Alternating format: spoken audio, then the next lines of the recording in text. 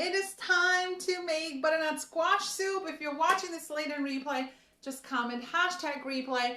And yesterday you saw me prep the butternut squash, right? We peeled it, we stored it in the container, so this would go a lot faster. So come with me as we make this recipe. I've only made this once, but I got butternut squash in my Misfit Market box and I didn't want it roasted like I always do. So since it's like freezing and snowy here in upstate New York, I was like, you know what? Let's go ahead and make some butternut squash soup. So the recipe, you can find it on my website. You can find it in the link in the bio, but it also comes in the Deluxe Cooking Blender guide. So any of our power tools comes with this little guide and it gives you tips and ideas. The recipe's in here, but then it also tells you like different things and custom, and for every setting it gives you ideas. So if you're like, you know, sometimes you're scared to get like a new product because you don't know how to use it. So this is going to help you. So comment live if you're watching live, comment replay if you're watching replay, and we are going to make some butternut squash soup. Hi Lynn, hi Rachel, hi Cindy, thanks for tuning in. So it is super, super simple. The soup part, it's going to take about 30-40 minutes for it to cook. We're not going to stay on it live, don't worry. I'm not going to, I'm not going to let you watch me for that long. But, and then we're also going to make some oats, like a granola, pumpkin seed granola. So this is definitely like a fall recipe, but you know what? I could eat soup all the time, right? Anybody else love Panera? I could go Panera every day and eat soup and salad and a sandwich, right? All right, so here we go. Let's get started. So just come with me, follow along. As always, if you're watching live, comment live. If you're watching replay, comment replay, and hit the share button. I would greatly appreciate that. And if you have any questions about anything I'm using or any food questions or any other questions you always wanted to ask me, just comment below. So add the soup ingredients in the order listed. That's not that hard, right? We could do that. And we're going to put everything raw in here and it's actually going to cook it. Okay, so we're going to start with 2.5 cups of water. So here we go. Here comes the water. What is your favorite soup? You know what I've never made that's one of my favorite things, and I've never made it from scratch. Maybe I'll make it live one day and see if I can figure it out, is French onion soup. I love it. I love it at Panera. I love it in restaurants. I always get it, and I have never made it. So if you have a good recipe, why don't you pop it in below? All right, 2 tablespoons of brown sugar. So I actually use this. It's Truvia. It's like a little less calories, so I don't know if anybody knows about it. So you can actually use less than 2 tablespoons. It tells you in the back. 1 tablespoon of brown sugar would be 1.5 teaspoons of this one. So 3 teaspoons isn't a tablespoon. Did you know that? 3 teaspoons is in a tablespoon. I learned that in my cooking show days. So we're just going to add that. You guys know the drill, right? We're going to use our adjustable measuring spoon. And this is something that we don't talk about a lot, but do you guys see how soft this is? This is a brown sugar keeper. It's like $5, maybe 10 for 2. I don't know. But you soak this in water and then you put it in with your brown sugar and it stays nice and soft. And sometimes I've forgotten to put it in there before, and then you can still add it in even if your brown sugar is hard. And it's amazing. Great little gadget to have. Okay, we got our brown sugar in. We need some salt. We're going to use our salt and pepper grinder. Shush, shush. There you go. It's the first Monday in the new year. How's it going, work people? How's it going? Hi, Stephanie. Thanks for tuning in. Yeah, Truvia is basically Splenda slash, I don't know what it is. All right. So, where were we? Got distracted talking to you guys. Oh, cinnamon. How much? Need my glasses. 1/4 teaspoon of cinnamon. We're going to use our Cinnamon Plus. It's not available anymore. Only available during the holidays. But we're still going to use it because that's what I have. Measuring spoon, little one. Where are you? Over here. So we have the big one, right? You guys know we have the big tablespoon. And then we have this little one that goes as little as 1/8 of a teaspoon. But we just need 1/4. All right. So we're going to add our cinnamon. All right. And then we're going to add ground ginger. I don't have that. 3 cups of butternut squash. I'm just going to dump it all in, okay? That's just what I do. I don't follow recipes. So we're just going to dump all of our butternut squash soup, butternut squash. You guys saw me prep this yesterday. Now you can probably buy the frozen one. But now remember, this is raw. It's going in right here because this is a cooking blender, all right? By the way, I don't know, in case you missed the memo, I don't know how you would. My customer appreciation is closing in 2 days. And you get your blender or any power tool. You get anything you want for 25% off if you're one of my customers. And then you get also power tools for 25% off. So you get to double dip on power tools. Pretty cool. I'm pretty sure it's more than 1 cup, but we can always add more liquid. What do you guys think? Is it more? I don't know. Actually, you know what? This has measurements, so this says 7 cups. So I might add some more liquid because I don't follow directions, but we'll figure it out. If it's too creamy, then I'll just add more later. Welcome to Cooking with Claudia. 2 medium carrots, right? Does anybody else follow like a recipe to a T? This is why I don't bake. Me and my husband, if we bake, hey, if we bake together, I just need to walk away because I can't. He's so precise, and I know you have to when you bake, but yeah, I don't know. It's just maybe it's the Italian me, you know, a little bit of salt, a little bit this, a little bit that. All right, anyways. You guys are distracted me. 2 medium carrots. All right, so yesterday you saw me use the serrated peeler. Now I do still love the vegetable peeler for carrots because it just glides a little easier. For carrots, you don't need that big one. You can just use the little one. Right? Super easy. I hope your vegetable peeler is as sharp as this one. If not, you know where to get one, right? But you can go back and forth, which is pretty cool. All right, you can go really fast. Doop, doop, doop. Make a little mess. Ta-da! Right? All right, so let me know where you guys are watching from tonight. Let me know where you're tuning in from. I don't know why. This is so satisfying. I could do this all day. All right, so 2 medium carrots. There we go.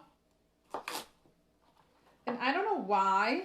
I love the little baby carrots because they're very convenient, but I don't think they taste as carroty.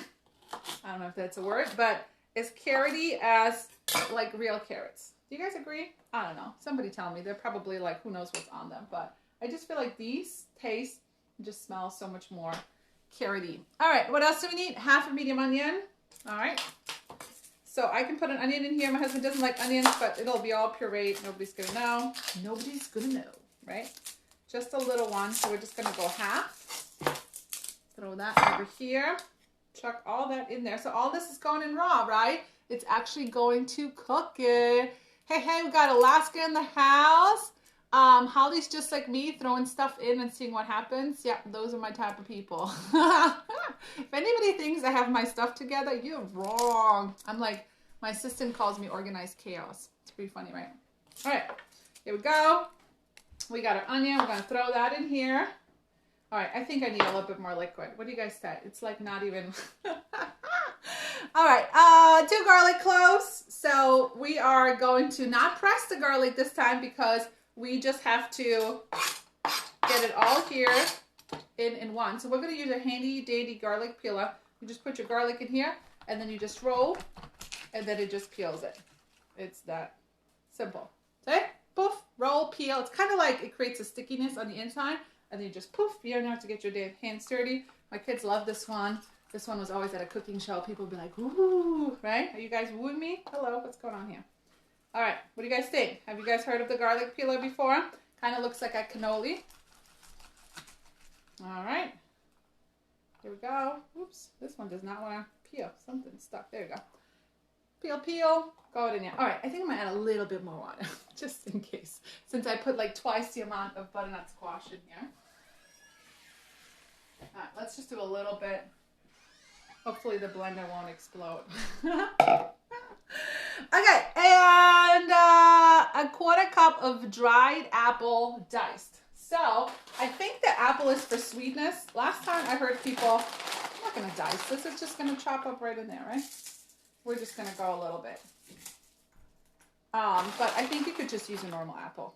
But I could be wrong, but that's what I would do. All right, so here we go. So this is it, right? So all you do now is it actually has a, is it called soup? Yeah, it's called soup. It has a soup setting and it's going to bring it up. It says 212 degrees. And you just let it do its thing and then it's going to beep when it's done.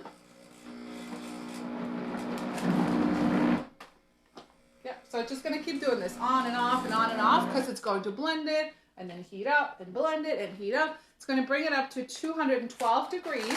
And then when it's done, it's going to say add. So it actually has like a trigger, whatever you want to call it. It's going to say add. And then we're just going to add a little bit of heavy cream and just kind of pulse it, okay? If you didn't want to do that, you could serve it on a bowl and then do the nice little swoosh of heavy cream, right? You could do that on there as well. Hi, Morgan. Hi, Amber. Hey, hey. Thanks for joining. Maine's in the house. Okay, so this is just going to cook and finish and cook, and you can hear it. It's not going to run all the time, okay? So let's move on to the granola. You guys want to stick around for the granola? Pumpkin seed granola. This is so good. I remember this from last time. I must have made this. It's been a while. But, all right, pumpkin seed granola. We need a little bit of oil in a pan. So we're going to use this gets used all day, every day, our 8-inch nonstick. All the cookware, well, not all the cookware, but the nonstick is not available right now because you guys sold it out. Everybody wanted cookware during the pandemic, and you got it. All right? You got all the cookware. So about 1 teaspoon of oil. The Italian goes, right? And we're going to heat that up, and then we're going to heat, we're going to add some oats. So we need half a cup of oats. So I got those all ready. All right. What's happening here? Hey, hey. All right. Come join me. Half a cup of oats, and we're going to throw that in there with some cinnamon, and that's going to be like the topping for your butternut squash, right? Any questions so far? Makes all sense, right? Pretty simple, right? All right, so we're gonna heat that up, throw it in there. Let me know if I need to ever move anything. Just boss me around, it's all cool. All right, so that's good. So we're going to add the oats and the cinnamon. Gonna add those in here. I don't know if you guys can see it, but it just goes right in the pan, right? See? Okay. All right, and we're gonna add some more cinnamon, 1/4 teaspoon. Where'd it go? So you see, it's just slowly, it's not hot yet. It says 90 degrees. So it's not doing much yet. It's just kind of bringing it up to temperature so it can cook all of our vegetables. 1/4 teaspoon. Okay. And then that's going to get all heated up. You're supposed to add some ginger, ground ginger. I ain't got that. All right, and then I'll read you the rest of it, and then I'll let you guys go so I know you guys all night long, all right? So the next step then, once the oat is all browned up, then you take the oats out, then you add some honey and brown sugar until it's nice and bubbly, and then you add the oat back in and some pumpkin seeds and some more of that chopped up apples, right? And then when this is done, in like 30 minutes, 30, 40 minutes, depends. Probably longer since I stuff it in. And then you just have your granola, and then it looks like this, and you have amazing soup forever, right? So, hey, if you're just joining, comment that you're here, and let me know where you guys are watching from. All right, and if you're watching this later, just comment later, and always share. So, just slowly doing its thing. Like I said, it's going to take 30, 45 minutes. What I love about this is that you can walk away, okay? If you make soup on the stovetop, I would have to put this, I don't even know how I would make it. I guess I would put it in a pot and wait till it's soft and then mash it or get one of those puree sticks. But I love it. I can just walk away. I could literally, while this is happening, I'm going to clean my kitchen, do some other stuff, maybe find something to eat for my children, right? We need some protein. And then it's done. So it's super cool. You could do this for lunch, right? And so on. So check the link tree in my bio if you want in on the 25% off sale on top of 25% off power tools. If you have any questions, just message me or comment below. And yeah, I'm sure I'll see you guys tomorrow. Sound good? All right. Ciao, ciao.